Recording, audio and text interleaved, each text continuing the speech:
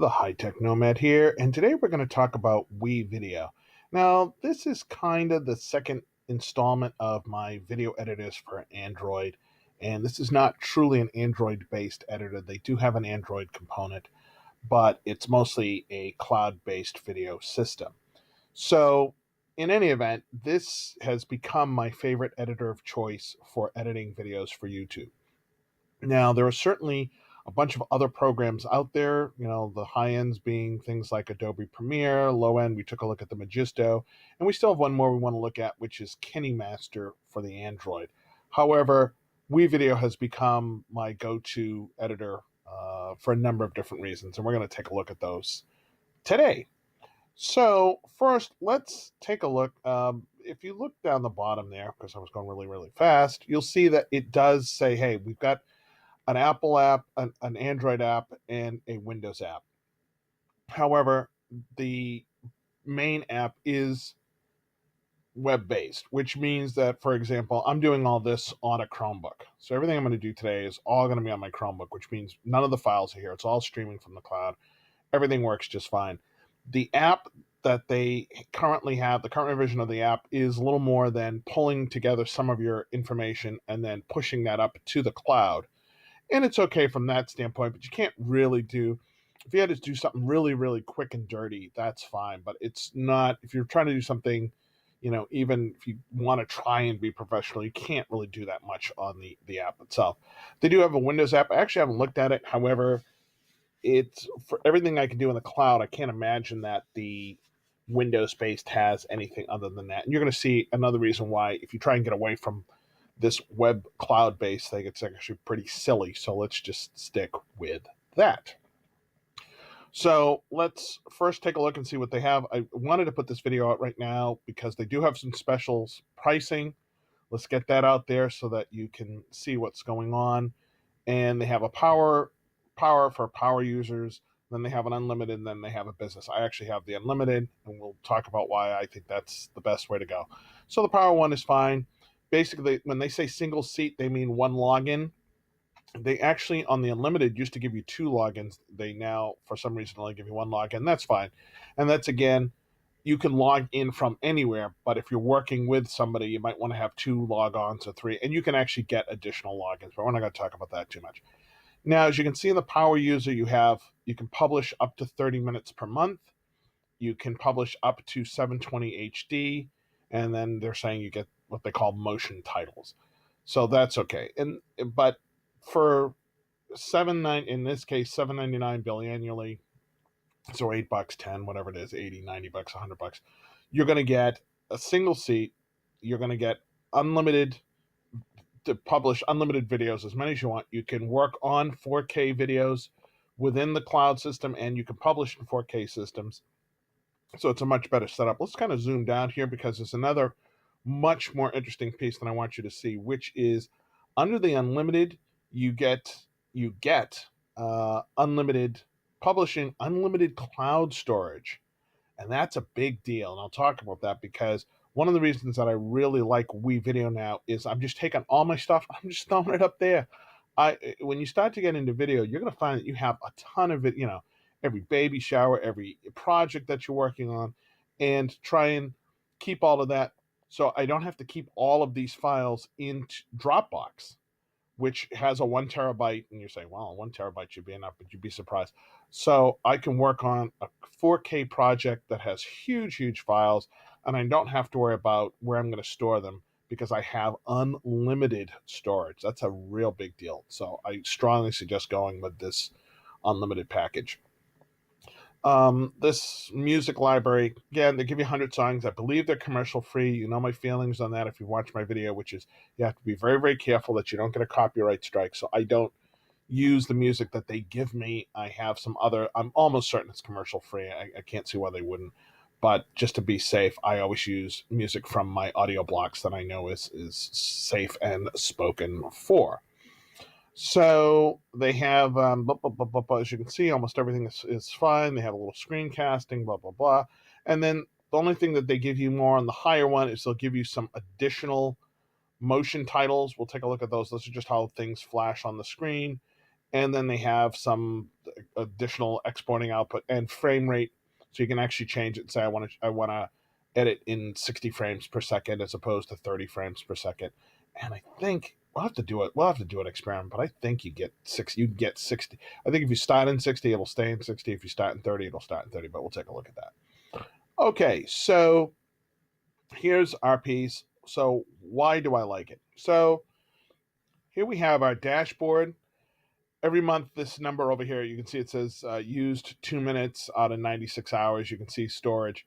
It says I've used. So I've already used 49.1 gigs. And it says 49.1 gigs of 1,000. That this resets every month. I have an unlimited account, so these really don't mean anything, but they show it to you. But I just wanted to show you here, I've already got 50 gigs worth of stuff up there, and I just keep putting more and more stuff up there every day. So it's really good to have that unlimited account and not have to worry about storage. So you have your most recently edited projects that sort of just show up here. Then under projects, you can set it up in folders and folders within folders and so on and so forth. And then you have projects that you're working on and then projects that are shared with you. So you can actually, if you're working on something with someone else, you can share a project with them and then they can edit it and you can edit it and so on and so forth. So that's really, really good. They have, as you probably saw, they're pushing it for people, they're pushing it for schools, so that if a school wanted to do a project, they would have the ability to, everybody sort of work on it and do some things. They actually have some special pricing for schools. I just want to kind of go back over that because that would be a really nice donation to make to a school. So if you go to a school, you can actually go to a school and you can give them for your donation of $199.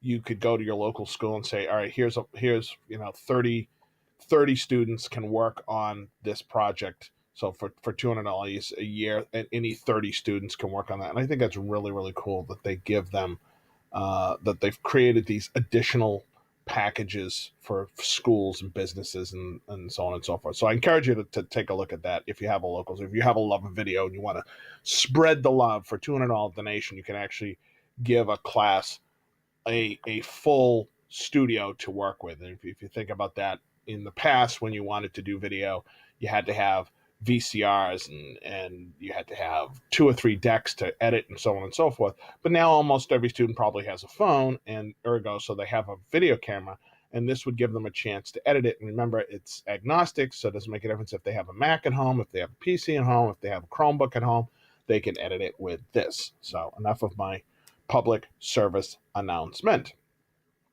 We have media. So again, you can segregate your images, your images and your assets depending upon your project. So I have them in project folders, but then as you can see, I also have some generic folders here like green screen, Chroma Key. We'll take a look at music tracks, soundtracks.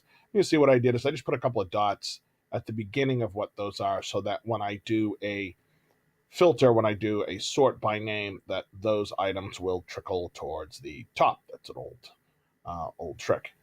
Then it has a video. This is all of the videos that have been produced. You can edit them in your own online gallery, or you can just leave them here so that if you need to go back and say, oh, I need to download that again, you can click on it, and then you can either download it, you can look at it, you can download it, you can edit it, you can add some buttons to it, you can change the privacy and so on and so forth, and it gives you all of the information about what it is and when you worked on it and everything like that. So I mostly publish through YouTube, so it's not a real big deal, but I have done a couple of little corporate videos, and I've used this platform by coming in here and creating a link to this page where they can just sort of come and look at it here rather than publish it on YouTube.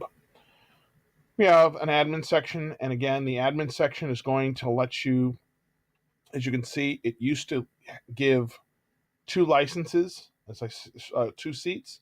You can get more, and it tells you that another seat, see if I want to add another seat, that's another $100 for another seat. But when I signed up, they were doing 2 seats, so they gave 2 seats. I'm actually working with somebody on a couple of projects, And what I usually do is I assign and you can assign it to someone and then take that away and assign it to somebody else. So if I'm working on somebody with a project, I add them to here. And when I'm done, I take them out. This allows them to log in on their own and have their own folders and setup and things of that nature.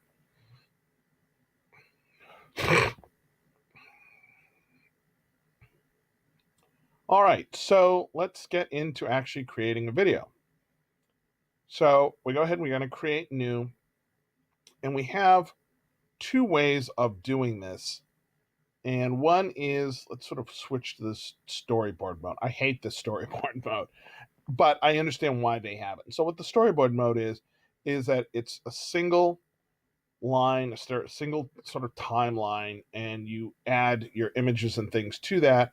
So for example, I could come here, I could take this image and drop it down here, and I could come to, let's go to another image, and I can take this image, trouble, and add that. And then I can move things around in the timeline itself. I can add some music to it. This again is supposed to be sort of quick and dirty.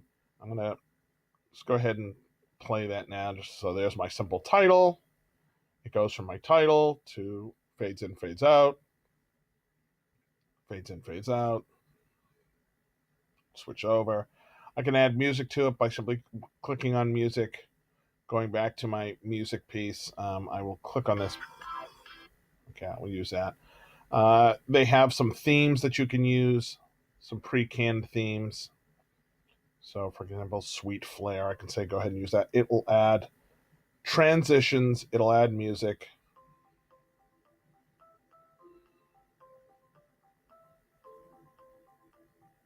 Okay. So I'm not a big fan of this mode.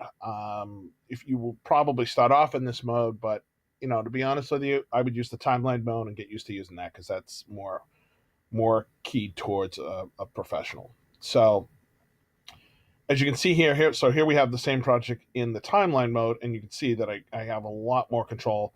I can see the music track now. I can see my images. I can see things, and I can manipulate them. So it's a lot easier with that. You can have, I think, 15 video tracks and I think 15 audio tracks. Don't quote me on that, but let's put it this way. I've never run out of audio tracks and video tracks. And the reason you're going to want multiple tracks is because you're going to do what's called the new hip word is called compositing. And compositing means that you're going to have titles. They're going to be on one video track. Then you're going to have your main character in another video track, and then you're going to have a background. So we're going to take a look at all of those. So let's kind of get out of here. Let's just do it. Do I want to save it? No, I do not want to save it. Okay. I have my little preview window here. If I drag this preview window, I can get more or less area to look at. I usually, as a rule, end up doing 3 video tracks, and I put my main stuff in the middle of track 2. And then if I need to add something on top of it or behind it, I already have the tracks there ready to go. You also have the ability to choose how you want your tracks to look. And here's sort of a little mini version of the track. That's the regular track. And this larger one will also show you the audio on the track, and that's going to make a big difference. That's one of the reasons that I'm mostly using this now, because when I have things that I want to edit, I normally need to see the audio so I can see where I stopped talking or where there was a loud noise and I need to cut that out, and I can see that with this. So let's go back. I'm going to go ahead. We'll go ahead. We'll cancel this. Let's go back to the main dashboard. Let's take a look at one we already have. Sorry, let's come back. Do I want to go back? You know what? We'll stay here. We'll create one from here. So again, if I have, these are still images. If I have that, I can just go ahead and pull that down. So we'll go ahead and we'll pull these 2 images down. And you see the little timeline. You see this is 5 seconds and this is 5 seconds. So it's about 10 seconds. But I can click on it. And when I click on it, I get the double arrow. And I can drag it out. Sorry. There we go. Okay, you can drag it out. Now, again, if you're having trouble grabbing things, because you can see right here, I'm working in such a small area, I can raise the magnification, and that obviously is going to give me a lot more. There we go. Okay. So you have this ability to zoom in or zoom out, and that makes it a lot easier. And here's our playhead. As you can see, I can scrub and remember, keep remembering now, this is all being done on a Chromebook. This is all on a Chromebook. It's not even a fancy Chromebook. When I have, for example, I want to do a split or I want to cut something, I can just go here. As you can see, when I click on it, I'm on this link, and you can see it's in orange, and I have a bunch of different things that I can do. One of the main things that you normally would do here is you would cut because you want to add something or move something around. So I'm going to go ahead and cut there. And at that point, I can actually insert that in there. You see it says insert and push. So now I was able to put those two pieces in between. And as you can see, I can even come back and do this. Now, this is the only thing it doesn't do that I'm not really thrilled with. It doesn't do what's called a ripple cut. And what that means, or ripple delete, you can see I have this huge spot. If I don't pull this over, it'll stay like that. Luckily, they do have an easy way to fix that, which is just highlighting everything and go to close gap, and it will go ahead and close that. It's kind of, if you're used to Adobe Premiere, you're used to a ripple delete, so when you pull something out, everything snaps together. They've chosen not to do that for a couple of different reasons. I actually understand why, but we'll leave it for that for right now. So we have the ability to cut. We also have a little edit button here, and this edit button will allow us to rotate the image if we so desire, flip the image, mirror it. We can make it fit to the screen. You can see I have a border off to the side there, but if I do that, now we don't have to worry about that. Basically, change the scale to make it fit. We can put in where we want it to be as far as position. We can have it do a little animation based upon either scale or position. I'll show you that. So, for example, here it is here. That's the start, and here's the end. Well, what we'll do is this. At the end, we want to make them think we're going to the top floor, the second floor from the top. So what we'll do is we'll zoom in, and then we'll pull it down. And we'll pull it right down. We're gonna go to the penthouse where the evil villain lurks. Okay, and I'm gonna go ahead and say done editing. So I'm gonna come over here. So we've got let's see. The only thing I may want to do is I may not want to change the zoom amount, but that's all right. So we'll leave it like that. And so now we'll go back and play that. There we go. Okay. So we have the ability to change the start and the end position. We have the ability to change on this particular cut, the brightness, the contrast, the saturation. Maybe we want to really blow out the saturation when there, the temperature. Okay. So again, that's different from the first track. Boom. And then boom again. All right.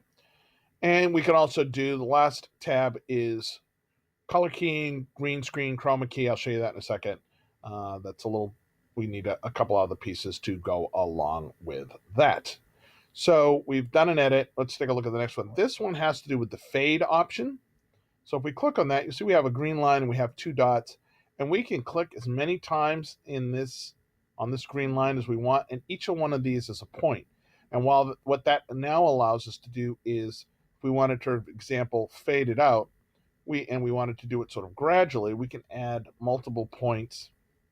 And just to be funny here, we'll just dip that right down. So that's going to be 0. So we're going to have full video. It's going to fade out really quick.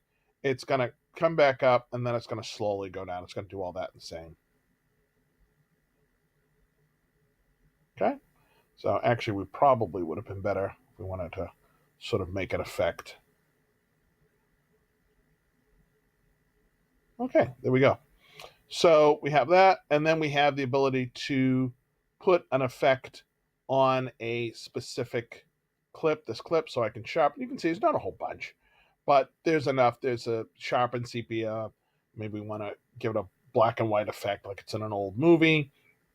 Scan lines, and it does have an image stabilization. Doesn't work great, but it works. Shouldn't say that. it works pretty good considering what it's going to do. It's going to take your somewhat shaky video and try to stabilize it for you. And I think they do a fairly decent job considering that, you know, it's pretty difficult to decide what should be moving and what shouldn't. Okay. So the next one that we have that we want to take a look at is transitions. So transitions between your clips, and you can actually click off to the side and it will show you a preview of how that, oh, I kind of like that, how that is going to look. And you can drag a transition between two clips. Okay. And so now we're going to have a transition. Cool. All right. And you can have there's a bunch of different transitions. There's a couple little hokey ones like the curtain one, if you have a little curtain piece you want to do. Yeah, because you always have a curtain piece that you want to do.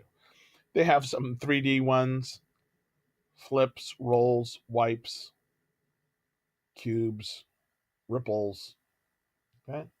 And then they have some additional ones. I don't know why those are set up off to the side. I don't know why those are additional. They must have decided to add those on. And I think they do, like this bubble pattern, I think this is new. I think they just sort of added that. So again, they just sort of toss those in. So now we have a couple of different effects here. Okay. And you can click on the effect itself. And if you need it to take longer, you can. I'll make that be 5 instead of 1 second. Yeah, that's going to take a long time.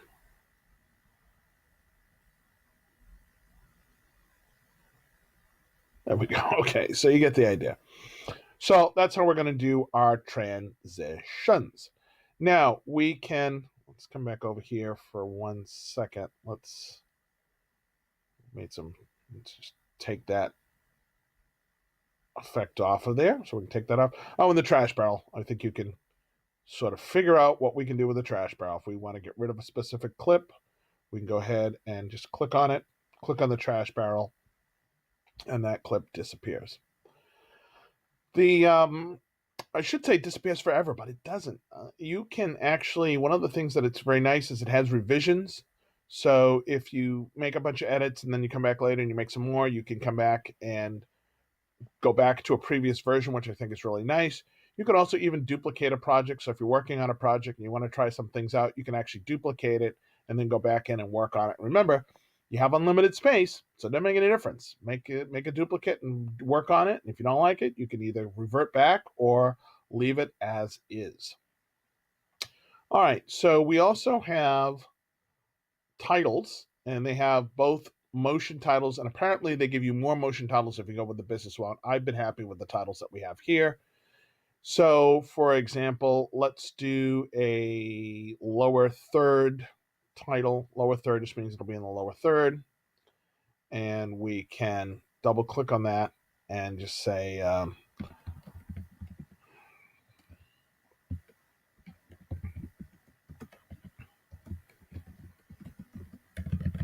UN of the UNCLE. Those of you who know that. Let's do a Uncle HQ. Okay, so we'll take that out. And again, this is already animated. I can go in and make some changes to it, but let's go ahead and just play it.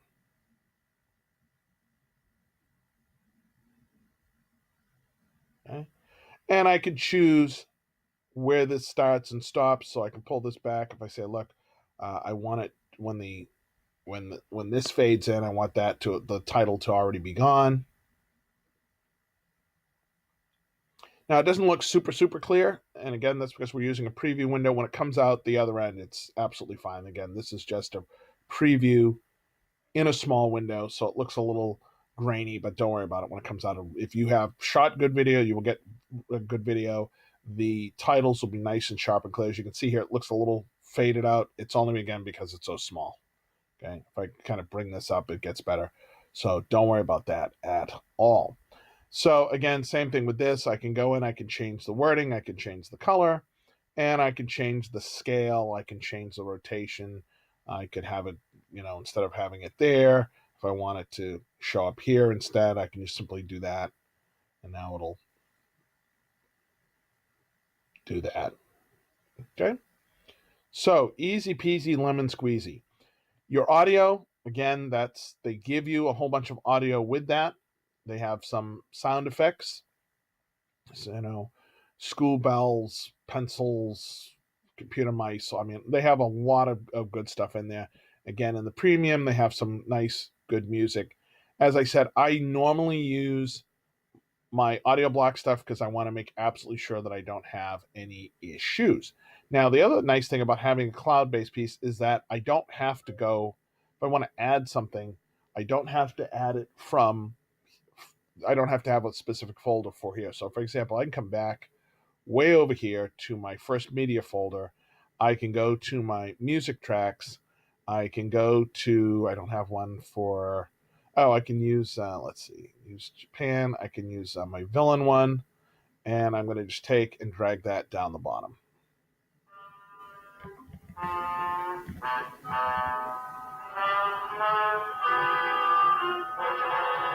Okay, so I got that off of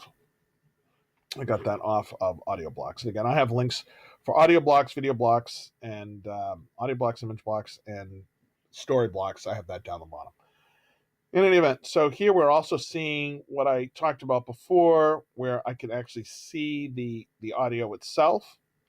And I can do things like, so for example, when we get to here, I want to cut that. I want to get rid of this piece. And I'm going to click on that. I'm going to click on my little line. I'm going to add a couple of little data points. And now I'm going to slowly but surely wean this off. So by the time it gets back to there, it is gone. So now we'll play that.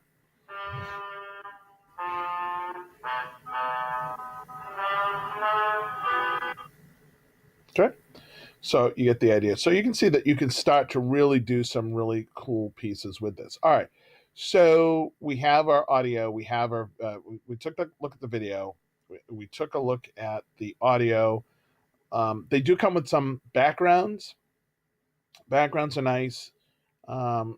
They really, well, let's do a composite so that it makes some kind of sense. So let's come back out here. Let's do a new, let's add that middle track.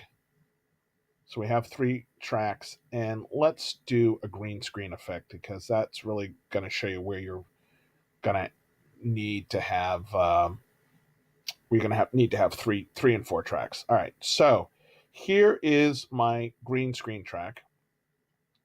I do speak quite extensively in this. As you can see, I can see where I'm talking and where I'm at. But in this particular case, I'm going to turn down the volume. So that way we can play this and I will not be interrupting myself. So part of my sad life is I sit in front of a green bed sheet and talk to myself. All right. So there we have it there. So now we can do our chroma key based upon whether we want something above or below it. So let's actually go with a, let's see, which one do we want to use? A background. Do we have a background? Let's go with this little nice, this looks like a nice TV studio. Now, sometimes I forget whether I want to be above or below it. So we're going to go below it for right now. I believe that's correct. And I'm going to drag this out by simply clicking on this. Stop it. Stop. Oh, it's a, you know what it is? This is a moving video clip, so I can't just stretch it. What I can do is push and hold the shift key and get another one. And as you can see, now the 2 became 4, the 4 became 8, and what it will do is just keep playing that in a loop. So when we go ahead and play it, you'll see that we don't see anything. Doesn't look too impressive there. Give me a second. So we're going to click on that link, on that track, on that video, and we're going to go to the color keying. And one of the things that's really nice about this, some of the other ones you're going to see in KineMaster, I have to figure out what the color of the green is. With Wevideo, I can simply click on the dropper, click on the green in the background, and it now knows exactly what I want, how I want that. Now you'll see a little bit of what they call fringing at the end, and I can defringe that by simply clicking on that. And you can see I don't want to be too terribly sharp, so I actually can bring it back down on the other end. We'll bring it up just a little bit, and you can change the sensitivity and the mask and so on and so forth. All right, so now let's go back, and now look at that, huh? See, now all of a sudden I don't look like a loser sitting in my basement with a green sheet on the wall. Doesn't mean I'm not, but it doesn't show up there. So that's how easy it is to do uh, chroma key, color key, green screen, blue screen, and it doesn't have to be I'm using a green screen. That's traditional what you use. However, I could have if I had any solid color behind me, because that dropper will allow me to do that. I can pick any color. And again, these backgrounds I've gotten from my Storyblocks account, my membership. You know, I love that. I pay one price and I have that forever and ever and ever. And I can let's just pick these up, and we'll delete these. You can hit, actually, when I click all these up, I can just hit the delete key on the keyboard. You can see, because I've told it that I'm going to use color keying, that if there's nothing behind me, it's just going to show black. And I could put a number of different pieces. Here's another one from Storyblocks, which is a nice little TV studio. And again, I'm just going to grab that. And I try to use ones where the background is moving, just because I think it gives it a much more, there are some still ones where obviously where it's static in the background, but I think having it move in the background, I think, lends a little bit more to the reality. Okay. And let's do one more, but let's do it with, again, using this compositing that we talked about. So for example, let's take and we'll put this one right here. We'll drag this out a little bit here. Drag it out, drag it out, drag it out. Okay. So now I've got my background, I've got it moving, and I have this other green block, and that's kind of like a placekeeper. And so now what I could do is I could come up here, and let's say I'm going to be doing a news report about the euro, and I'm going to come up here, and you see that I'm going to drag that up onto this other layer. And so now we've got a composite. We've got 3 different layers. So now I'm going to come into this one, and I'm going to go to the scale, and I'm going to change the scale. And I think you already can tell what I'm going to do. We'll just take that. It's not going to be perfect. I'm not going to bother to make it perfect. The aspect ratio is off a little bit, but that's okay. All right, you get the idea. And then I'm going to actually just do a fade in, fade out. Okay. And did I do that as an end? What's that? Oh, I did it as an end. So you can see what I did. I made that be the start, and then the end is over here. So that's not going to do me any good. So all I can do is just quickly figure out what these settings are. So I can say, okay, the end here should be 0.39 instead of that. So I'll just say 0.39. And the start on this is 118 and 162. And I'll just do that 118 and 162. Problem averted. Okay. And now we'll come back over here. And now I'll give a big talk about how the arrows, wow. Okay. All right. So aside from that, you can do other compositing with this. So for example, let's go back to green screen, and let's go with personal deflector screen.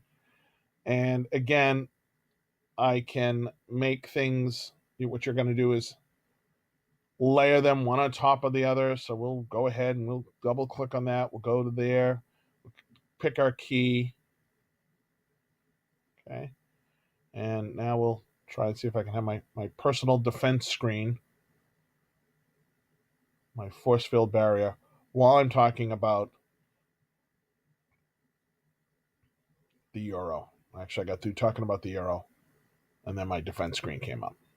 Okay. So you get the idea. So you can have multiple layers, and you can do all sorts of cool things with that. One of the pieces that I use is old film grain. So if we go ahead and we click on that, and we play that, you can see I got this sort of jitter here. So let's go ahead and click on that. Click on the green. So get rid of that. And now what we'll have is some little jittering effect there. And let's go back through and even make that a little bit more impressive here. Let's go from here to here. While it's doing that, I'll come up here, I'll click on it, and I'll go to Effects, and I'll say that I want that in black and white. Where is it? There we go, black and white. And so now when it gets to that section, we can have a little film grain, a little jitter. You can see that other part is still there, so I would actually have to go through the other sections. But you get what's going on here. I mean, if I want to go in, I would come in here. I can put the black and white effect on this background. I guess we're all set there now. I guess that was the only piece I missed. And you can do some nice pieces. And then if I wanted to go ahead, is that still coming in? Oh, that's coming in from the other side. All right, you get, because that was still cut from right here. All right, and I'm not going to be ridiculous about this. But if it's worth doing, we'll do it right. All right, so there we go. Okay. So you can do some really cool effects, again, putting layer on top of layer. And as you collect things like atomic blasts and things of that nature, having that unlimited storage really makes the difference, because as you find things, you're going to say, okay, fine, I'm going to have that. I'm going to leave that here, and I'm going to, you come across something on Monday, and then you're like, oh, wow, that's really cool, and I'm going to use that in this other video. And it's actually funny, because if you've ever seen the movie Ed Wood, you know that he used a lot of stock footage to make his videos, to make his movies. And once you start having a platform like this, you'll start doing the same thing. You'll see a clip and you'll say, wow, that's a really cool clip. I can see myself using it for this, or I can see myself using it for that. So having the ability to just store things and use them on a later basis is really pretty cool. Okay. So we have our ability to, you've seen how to edit. You saw that we have our little preview window. I've showed you all of the pieces that go along with that. I've told you about making your folders and again, as you start compiling things, I have all sorts of different video and things that I keep together. Let's go in. As I said, you can do 4K video. Do I have any 4K video? I don't even have any 4K video up here right now. But you can go in with 4K video. Let's go back to my, let's see, we'll say, go back out here for 1 second. Open recent. Okay, there we go. So, for example, here's the one I did on Vios, which, if you have not seen it, you should go back and take a look at it. And basically, all I was saying in the Vios is that you can get Vios. You can get, no, I'm sorry, not just Vios, gigabit Ethernet. You can get 1,000 megabytes per second from almost anybody at this point. Comcast, Verizon, Google, they just ask you to switch from whoever that you're at. It's no contract, $79 a month. And while this works fine even without that, when you have that, it is just so much nicer. Quick example of that would be, I'm looking at all of these. I was looking for a clip for Paris.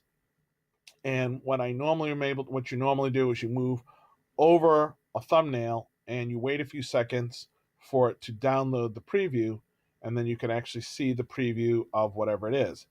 And of course, I have gigabit Ethernet, and you can see I'm not waiting at all. I'm not even getting the little wait sign. I can just move over these that quickly and see whatever it is. So again, if you're doing a lot of video, and then again, when you get ready to upload these videos or into the cloud, having gigabit Ethernet makes all the difference in the world. I was paying more than $100, and so now I'm paying less than $100, and I have super, super, super fast internet. So okay, so that's my little piece on that. All right, let's come back over here. Let's take a look at the project we were just sort of working on here. So now when we click finish, we can title our video. We'll call it test 3, original name there. We can pick a thumbnail for it if we want, and we can decide whether it's going to output in 720, 1080, or 4K. Not only that, but we can decide where we want it to save to. So I can actually say I'm done, 1080, YouTube, and boom, it'll finish us up. It'll put it together. I'll have a wonderful video, and it will already put it in YouTube, in my YouTube account, and then all I have to do is just add a couple of things to it. I can have it do it to Google Drive. I can have it do it to Dropbox. Let me come back for 1 second because I don't think I was tremendously clear on that, which is when you get ready to add media and you say import here, you have the same thing. So I can pull from Google, pull from Facebook, Box, Instagram, Dropbox, Open Drive, Flickr, and it says Picasa, but Picasa is actually not even there anymore. So I guess that's Google's photo, but you get the idea. And why this is really good is that means, again, you can move huge files back and forth without actually having to spend all the time of uploading them and moving them. So, for example, when I record video on my phone, my Dropbox automatically moves it up into the cloud. So I just take my phone, I record some video, and by the time I get back to a Chromebook or a desktop or what have you, that video is already up in the cloud, and then moving it horizontally, so from the Dropbox cloud platform to this cloud platform, is a lot easier. So you don't have to do anything, and it's nice and quick. All right, I think that's it for right now. As I said, this has really become my editor of choice for the reasons that I mentioned. It's cloud-based, it's easy to use, has a lot of nice features, and it's relatively inexpensive. Come on, $100 for the year for you to do as many videos as you want and to store all of your video. You'd pay $100 just to have 1 terabyte of storage on Dropbox. And I know I'm comparing apples to oranges, but you get what I'm saying. I'm saying you can take if you have a lot of video, you can use this as your place to store all your video, not have to worry about that. You can go over 1 terabyte, 10 terabytes, whatever it is, because it's unlimited. You can store all that stuff up there, leave your Dropbox a little easier, so I can move it. Again, I can very easily migrate my data, my video from my Dropbox account to my Wevideo account. So, and free up some space in there. All right. So always kind of think about how you can sort of manipulate these pieces. All right. So again, please hit the like button. Please hit the subscribe button. That means so much. I think I've talked about this, that 1,000 views works out to be $1. So I got to get 1,000 views before you get $1. So if I spend 2 hours or 3 hours working on a video, taking it, editing it, putting it up, but if you at least hit the like button and you hit the subscribe button, that places it higher in YouTube. So at least out of the 10 billion people that watch YouTube videos, that helps me out. So I really appreciate that. I also have links down the bottom for story blocks, video blocks, audio blocks. Again, highly recommend those for commercial free. You'll find it that much easier to create content when you already have whatever music you need, whatever. You've seen those start to crop up more and more in my videos where I can do different types of videos because I have the assets there to go ahead and create those pieces. So I have links for those down the bottom, and that helps out tremendously as well. Okay, that's it for now. This is the HITechNomad. I will talk to you soon. This is the HITechNomad signing out.